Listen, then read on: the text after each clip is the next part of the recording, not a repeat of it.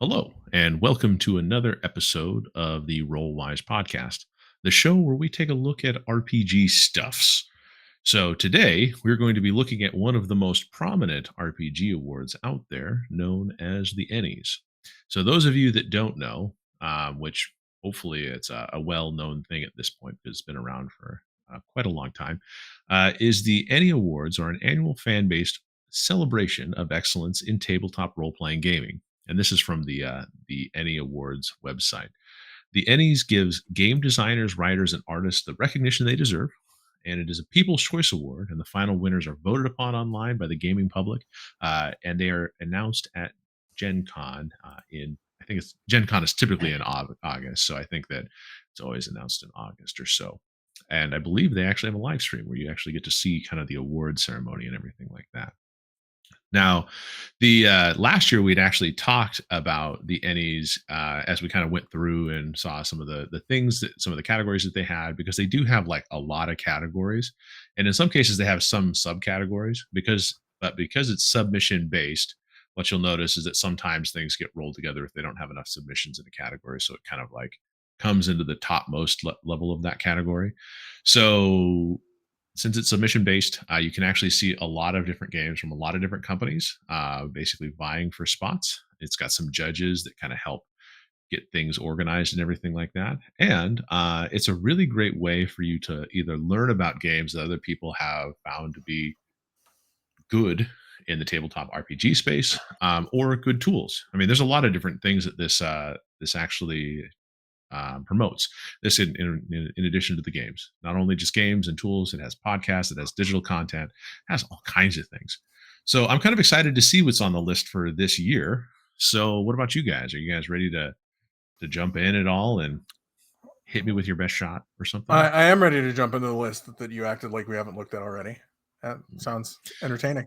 So, no, we at least glanced at the list. I'm going to say, because I think what we did last year, which I don't know is necessarily what we're going to do this year, is we actually went through each of the categories, and apparently we didn't realize that going through 22 categories was like forever long. So and daunting a little when you don't know a ton about the games that when you're basically researching them live or yeah, recording. you're like, oh, what's this game? So I think this year we're going to focus on the stuff that really stood out to us as either stuff we want to play or stuff that we want to promote, give voice to, that if you haven't been aware of, you should take at least a first look at. So I'm going to go ahead and throw the ball over to Brent's court, because I know Brent actually has at least one of these that he's going to promote. So Brent, Well, on this list, two of them. I have two of them that I own and I love and I've read. okay, what do you want to toss out first? The first one being Eat the Reich is the first one I'll talk about, Okay. which is on there, I think, for art and layout. It's also there for best adventure short form. Yeah, and the reason it's there for best adventure is because it's the year. What? And product of the year. And product of the year. Mm-hmm. So it's on there 4 times. Mm-hmm. I think you should definitely check out Eat the Reich, everyone. They had the most excellent commercial on YouTube for their game, for one. Which it was funny. It was fantastic. But really, the art in the book is amazing. The book is very focused. It's not like a campaign book. It's like a book you pick up and you're going to play an adventure where you play one of these, I think, 6 vampires, and you're going to kill Nazis, and that's what the whole game is about. And it's very simple, very straightforward, action-oriented game. I really love the art. I can't stress how much the art is just brilliant. The layout is really good. I think it's an excellent game. That's the first one that stands out to me as a product that I kickstarted immediately upon watching the commercial. The other one that I want to talk about is God's Teeth by Caleb Stokes, which is a Delta Green campaign, so it's really long. I've read it, and I also have listened to a couple iterations of him playtesting it on different podcasts on RPPR, and then I think on his own channel, Dead Channels, he did a campaign playthrough of it. He's been working on it for quite a while. Like, I want to say that it was 2014 when the first like iteration of it came out on RPPR or something like that. So it's been a long time that he's been Mhm. writing this book and revising this book, and it's a dark story and it's a heavy story to play in, but it's really written brilliantly, I think. Mhm.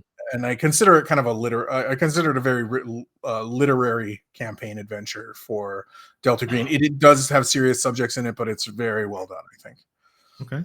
Yeah, and just in case anybody's curious, I mean, when he says serious subjects, it's very mature themed. So, if you're debating, like, can you get your family around the table and play this game? It's probably not the best for that type of environment. It's a really good game, probably for a group of people that understand a little bit of the type of content that they're getting into, so they're not getting their socks knocked off partway through Yeah, the adventure. if anybody's familiar, I would say it's more along the lines of kind of a cult the Divinity the Lost sort of scenario for Delta Green. So it Mhm. does involve some very human topics that are could be triggering, but it's really done very well. It's excellent, and I think it was very personal for Caleb from hearing about it and then reading the afterword in the book. So it's excellent. If you like that type of thing, check it out. Mhm. I definitely deserves votes in my opinion. I'll probably vote for it. But those are the things that I'm happy to see in the Ennie Awards are those two books especially. It did my heart good to see them getting recognition for what I think are two really great products. So yeah. I just want to point out that Brent did have a third thing that he was happy to see, and that there was no specific books published by Wizards of the Coast nominated for an Ennie. I did not say I was happy about that. I just asked if they were on the list anywhere for the record. That was not Yeah. me shitting on. You can't drink. That was not me shitting on Hasbro this time. Well, but I mean, it is interesting because I mean, as the whatever 800-pound gorilla in the room, Hasbro has been on the Ennies lists a few times. When they They publish have. their product, it tends to get submitted, and obviously, if you look at the fan base for these types of games, I mean, if it's a fan award, it's easy for the D&D fans to It is, up but jump it they didn't put out. above any They're other thing. not putting out a lot of stuff. Mm-mm. Like maybe for next year with the new rules coming out, maybe they will, but they definitely aren't on the list. Although Yeah. our friends at Paizo are. Yep. So I think that's interesting because I think that when you look at best adventure, either short or long form, it looks like everything. I think that Hit Point Press, I believe they do some stuff for fifth edition, Yeah. and they have There's third Hex on there. party. There's third party fifth edition content. Mhm. Yes, But but yeah, so that's the that's majority of the stuff that's published doesn't come out of Wizards of the Coast. true. It True. it, it That comes is from correct. third parties that are doing a lot of work and a lot of really good work. Yeah. So Brent, thank you for those two things to say on there. Now, are you going to vote for them when the voting is open? To say like, hey, I'm going to vote for these two things. Yeah, those are the ones that are going to get my vote. I I think that's also how it works. You just go and you vote on them. yeah, fan votes, and I really like I said, I think they're really really good products, and they deserve Mhm. recognition. Um, Okay. so So Jeff, I know you at least have one of the things. You have at least one thing on the Well, list. I'm not okay. So I don't want to oversell this, but I've been a fan of Shadow Dark for a Mhm. long time, and Shadow Dark is nominated in several categories. Mhm. I don't remember if it was three or four or five, but Shadow Dark's nominated for a lot. Mhm. Um, for a system coming out of from a small publisher, that's a heck of an accomplishment. And if you have heard about Shadow Dark and haven't checked it out, I think Mhm. that you should. And there are probably some of these categories where I will definitely be voting for Shadow Dark. Mhm. Maybe not all of them. Some of these are tough. Like if you looked at, I know we're not going to do this, but best layout and design, Mhm. there's a lot of really cool books in Well, that yeah, category specifically. I Like have been. there's cool products all over this list.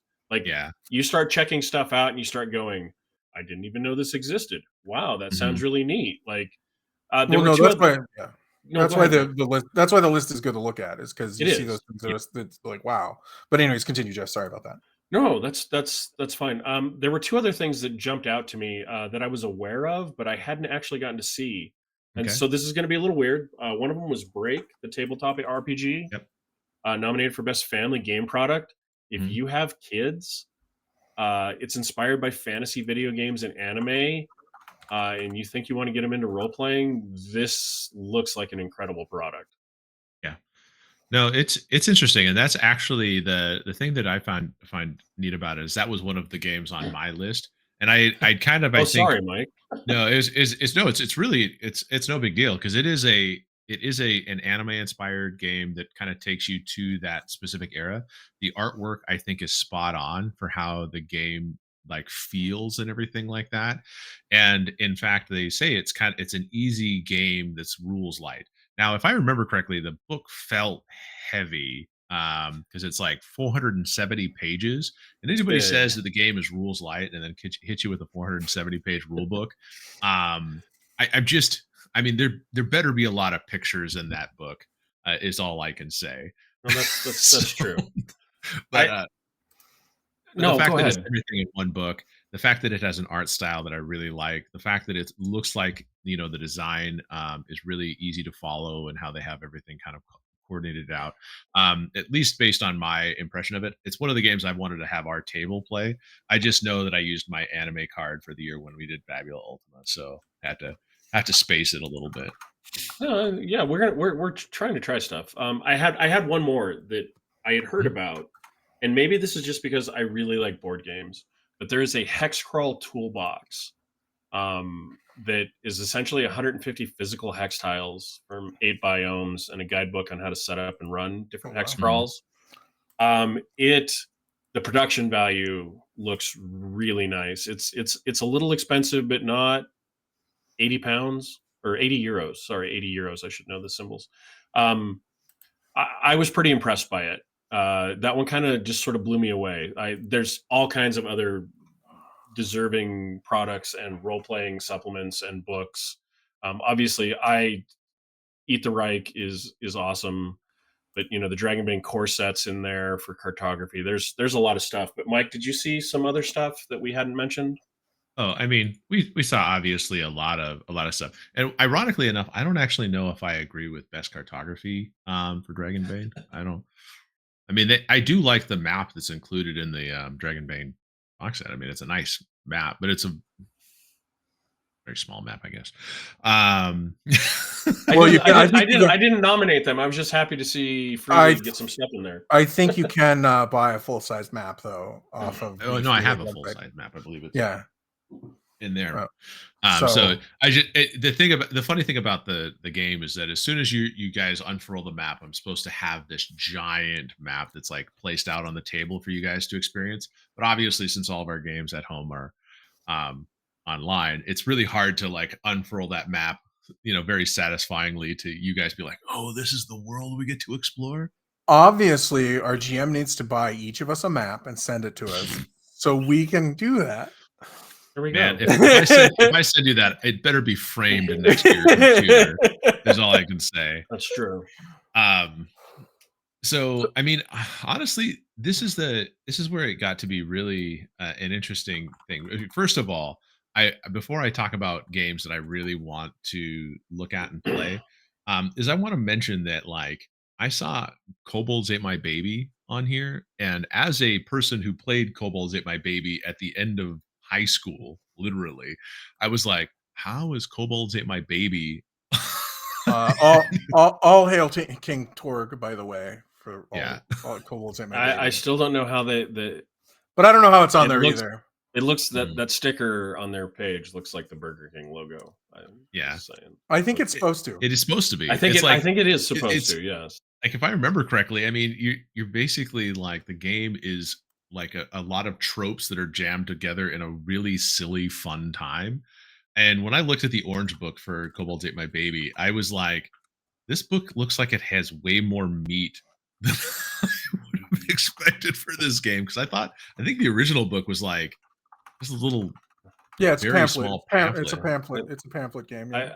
I love the bumper text, the cult classic beer and pretzels role playing Mhm. game. Yep. Yep, because it doesn't take itself seriously at all. It's really quick to run. Mhm. I don't even know. It only takes D6s, and it's like go get them out of Monopoly. Everybody has Monopoly. Go get them out of your Monopoly box. Right. Mhm. No, that's a good call out because it stuck out to me because I'm like, haven't I heard about this? This Yeah, doesn't seem new. it's just And then it's like, hilarious to oh, me. it's a It's got new, to be yeah. it's got to be a reprinting, right? The Orange Book is Yeah, yeah. it is. So interesting fact that I thought I would let you guys know is I was looking at the submissions, and it doesn't look like Wizards of the Coast submitted anything to be in the Ennies this year. Oh no. No, they may not have. Well, Yeah, I mean, so they could have put what was it last year? Would be Spelljammer. you're really trying to get people to drink, aren't you? You're really trying to get me to say something rude that I'm not going to say. Or was that the previous year? I don't know. I definitely know that Planescape was last year. So, Which I know nothing about, thankfully. So I can't. I do say have it on anything my about it. shelf. I couldn't resist. I saw it at Target in a discount section, so I picked it up. Which I So- also think is funny is the D&D is at Target now. Oh yeah, you can buy all kinds of stuff at Target. I for know. D&D. I still think it's weird. So, so I think the one game that I probably would say, and this is interesting because I believe that the game itself actually came out last year too, but I didn't see that the actual rule book was there. But they're under best writing. They have Cloud Empress, Land of Cicadas. It's the world's by Watt. It's basically the idea behind the game is, first of all, it's a Nausicaa inspired fantasy campaign setting ruled by giant magic cicadas. It does use the Mothership sci-fi horror RPG rules set, so it's basically a hack of that.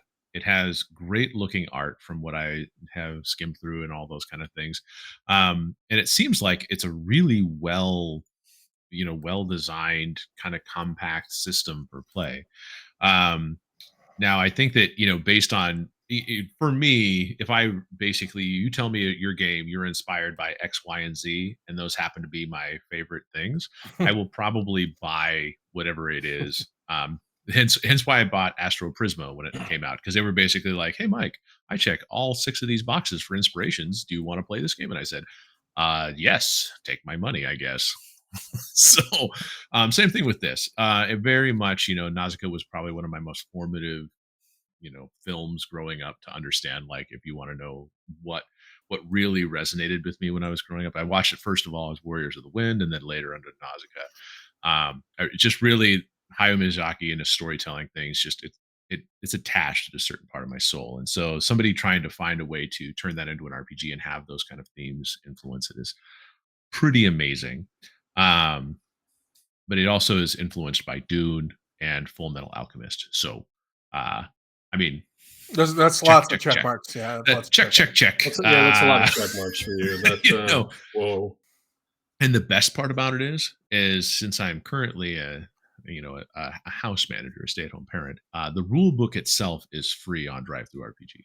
So if you just want to get into it without necessarily Wow. reading the Land of Cicadas, which is only an $11.99 PDF on Drive Through RPG, the rule book is free, so you can at least get started into the world and see if it's really something you like without any upfront cost. So, ta-da! That's it. There's Mike's voting list. Yeah, no, there's a lot of stuff. If you go to the page, and we'll link to it below, Mhm. and you start looking at stuff, there's a lot of really cool stuff that some of it I didn't know was out there. Mhm. But as you start to look, some of it, may not be for everybody, right? There's a Mhm. surprising amount of horror. Like I guess there's just really good writing in horror. Mhm. But Hey, there's some really good stuff out here. Aliens is on there a couple times too, isn't it? Yeah, the Alien RPG is on there a couple of times. It's also a good There's one. they have the building better worlds. At least I think that's under best supplement. I didn't see it again after that, but But it is on there, which is Building Better Worlds is in cartography as well. that makes sense. Which Aliens is another fantastic game that we enjoyed playing. A lot. And Building Better Worlds is on our to play list, because we had actually done the space trucker version of Alien, which was hella fun. And I would be curious to do the other Yeah, version. so that's a good game, a good example of a game where you play fairly normal people, caught in a very bad situation. A horrible situation. Oh, Yeah, but Maybe Building even Better hopeless. Worlds is actually maybe I'm thinking of a different one, but this one you play as a pioneering explorer or a colonist. So I don't know. Maybe that one is also very oh, dangerous for the players. yes, it is. What's the one I was thinking of that you played as Colonial Marines? I'll have to look it up. But um Oh, you've told us the title. I just don't remember it. Yeah, I can't oh, remember. I think it's Destroyer of Worlds. That's what That's it it. is. Yep, that's Yeah. it. Yeah.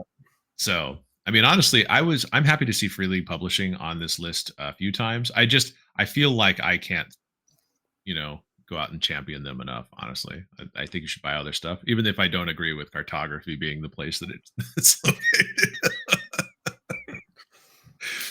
So, okay.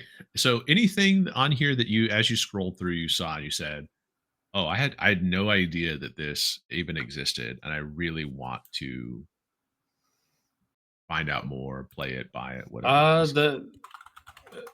I'll go first this time. The CBR and PNK augmented from MythWorks.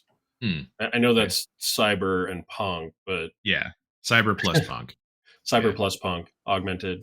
Mhm.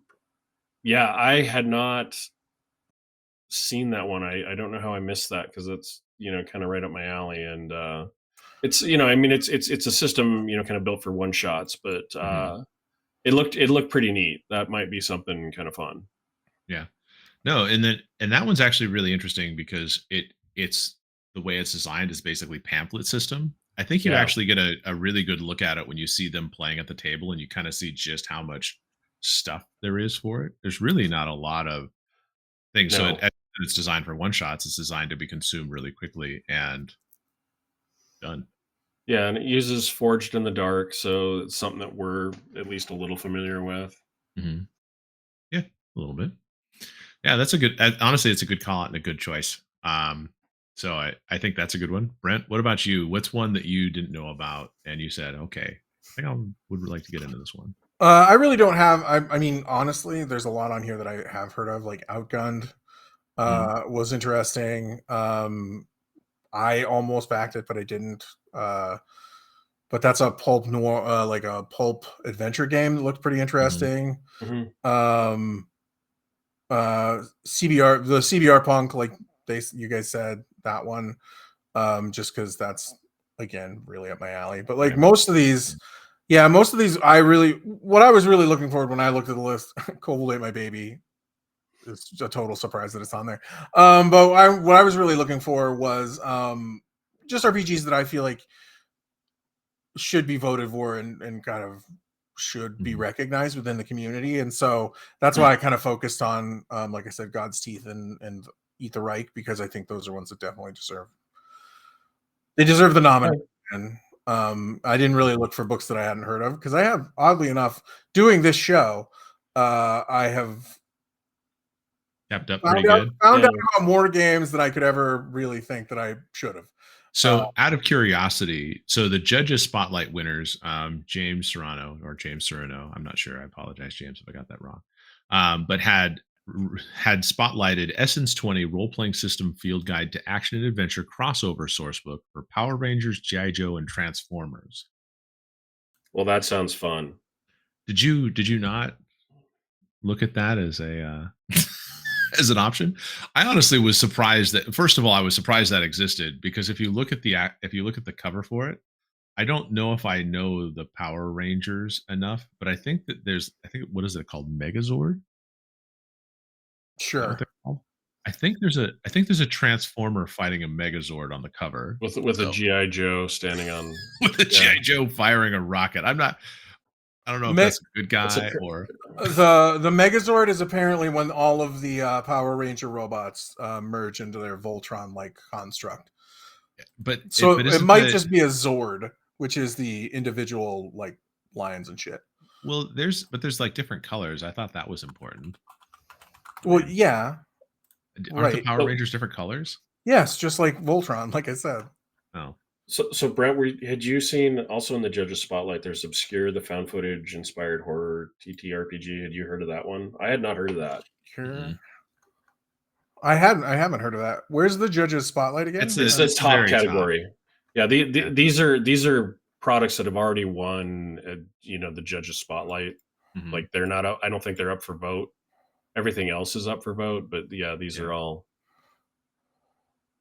Yeah, these are just. I think this is stuff that they wanted to make I sure that people have knew. I have seen Obscure before. Brent's all over everything. That's cool. Yeah, Oh, I have seen Obscure before if- because it's based on like found footage horror movies a lot. Yeah, I have Mhm. seen this How- before. If you were picking out weird stuff, Mike, how did you not do the wassailing of Klaus Manor. Klaus Wassailing of Manor? Klaus Manor looks really neat in It does terms look of like neat. in terms of the art style that is there. It's definitely like that 1950s early comic book style that it Yes. has. Also, in case anybody is curious, you can get the Wassailing of Klaus Manor on itch.io. And it is an Edwardian estate drama of Downton Abbey. You have atmospheric horror of Mike Flanagan shows. You have festive Christmas antics. I don't even know, like, It's a mashup, but apparently the judges like it. That's something that I will probably check out more. yeah, no, it's a very neat looking game. And it has like, I mean, the artwork has got like wood block prints for the like some of the like NPCs and stuff like that, if I recall. But it Yeah. was just like it looked like I was just like, this is such a time like a game that you play around the right season, because I couldn't play this like in July, like if I'm Okay. That's So- fair. So for the record, the Mhm. cover of the Field Guide to Action and Adventure does have the Power Rangers Megazord. That's all of the Zords combined into the one big guy. And they're fighting Devastator, which is the Destructicons combined into one big robot. I don't know that much about Power Rangers, but I do know And Transformers, and and that is I love definitely it's just Devastator. one GI Joe against. And it's one GI Joe shooting a pistol off into the distance. he's trying to hit Devastator, obviously. I mean, he's right there. Sure. Mike, there was one product that I was aware of and kind of dismissed when I saw it originally come out, Sure. and that's the Heckna campaign setting. Mhm. Which is, it's a dark carnival campaign setting. I had kind of glossed over it and went, oh, okay, that's going to appeal to some people, but like it's nominated twice. Like Mhm. that's one of those ones where I think maybe it deserves a second look. Yeah, I mean, It looks honestly, it looks like it's really well designed. There's some neat stuff in there, but I had just kind of went past it. You know what I mean? Heckna deserves an award for their popcorn Dyson bag. Is what they deserve the award for. That is brilliant for a carnival game. yeah. Is that in the book, Brent? It's on their page. I'm looking at their page on I looked up Heckna and I'm looking on their page, and yeah, they have a bundle Heckna popcorn and dice bag. It's popcorn like colored dice. I almost said flavored dice. It's popcorn colored dice. It could be flavored too. And then you can get a dice bag that looks like a popcorn bucket. That's amazing. Neat. Okay. Yeah. That is playing into your theme. It is. In the most excellent of ways. Yes. Double down. Double down and then double down again. Let's keep going.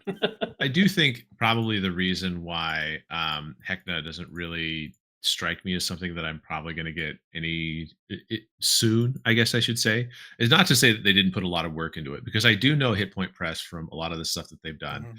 And if my memory serves, Hit Point Press is put a lot of stuff on Alchemy RPG, the virtual tabletop. Yeah. So I mean, if my memory is correct and I'm not just making stuff up, I believe that's where I saw a lot of their stuff originally. But again, because we're not really doing a lot of the 5th edition type things, Right. it probably means that I'm not gonna.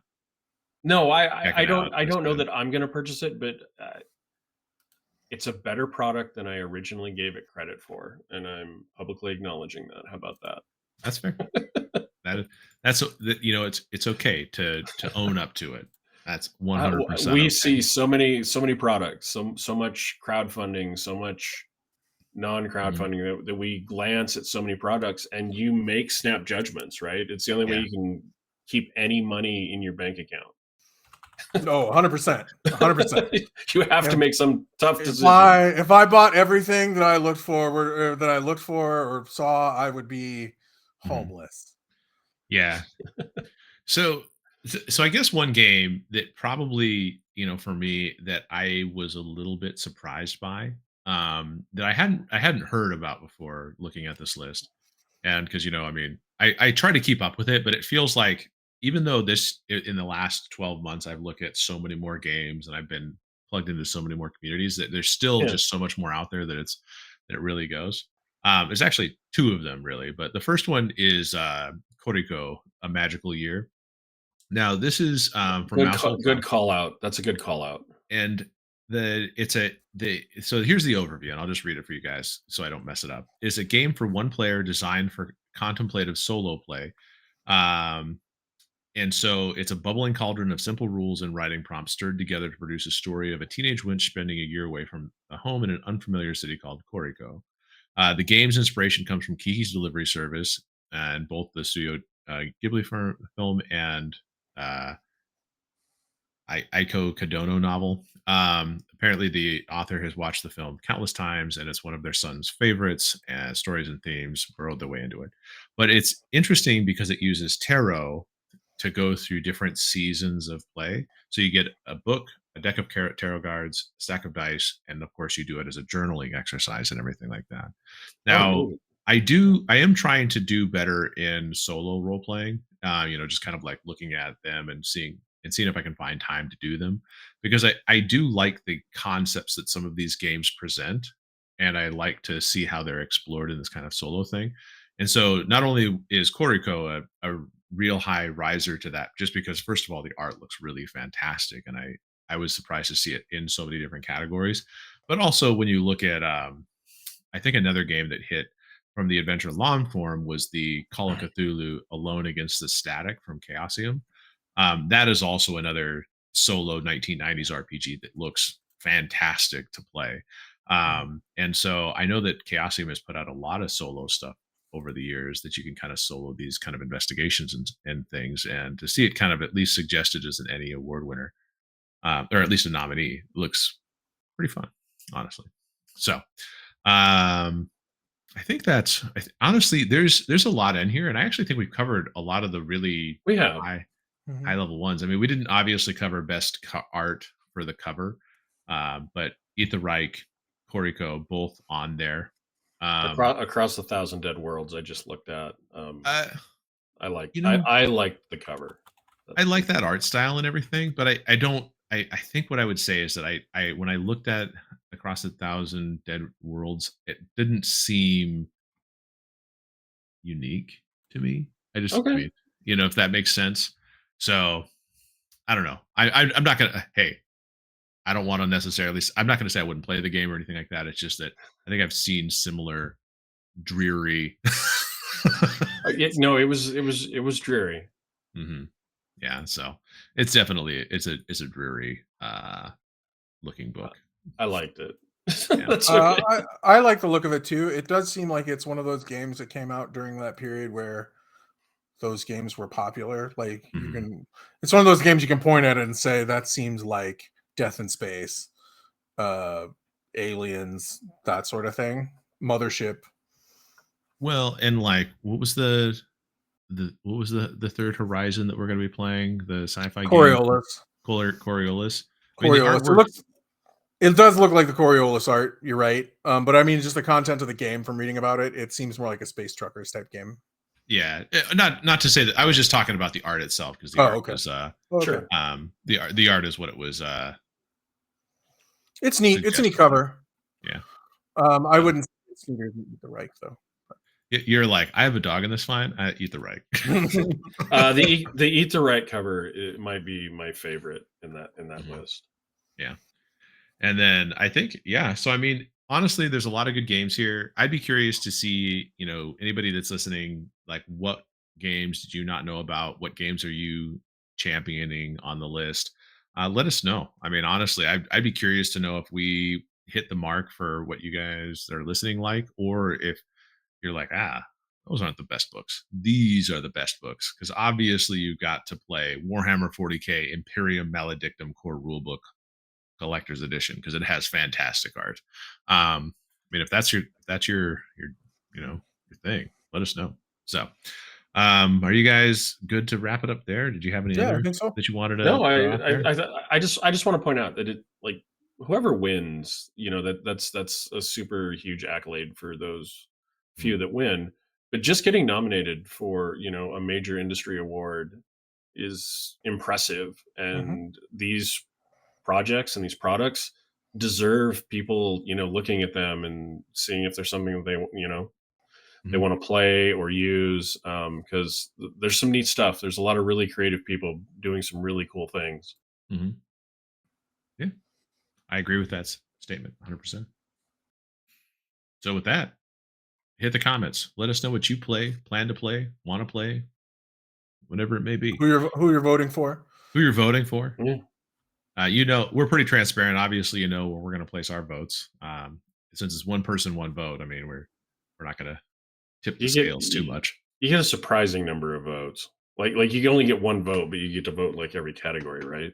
I thought so. Yeah. I don't. I voted I don't last think year. this is. I don't think this is So, a. I don't recall it being a vote once a day kind of thing. I think you just get. yeah, one no, vote. I think you only No, get one. you get one vote, but you can vote in every category. Yeah. Right. So if you really want to hit your favorite games in all the categories because you really like Shadow Dark and you think it scratched all the, you checked all the boxes, then make sure that they get the love. So Make sure it's scratched all the boxes. scratched all the boxes. My metaphors are all mixed up tonight. So okay, so if they don't want to talk to us in the comments for some reason, Jeff, how else would they talk to us? They could talk to us on Facebook, Threads, or Twitter by searching for @rolewise, or they can email us rollwiseguys@gmail.com. And as always, thank you for being here. I will say once again, go vote on some games. There's some brilliant people that deserve recognition for what they do. And as always, roll well, roll wise, and be safe out there. Thank you, everybody. Thanks. Thanks.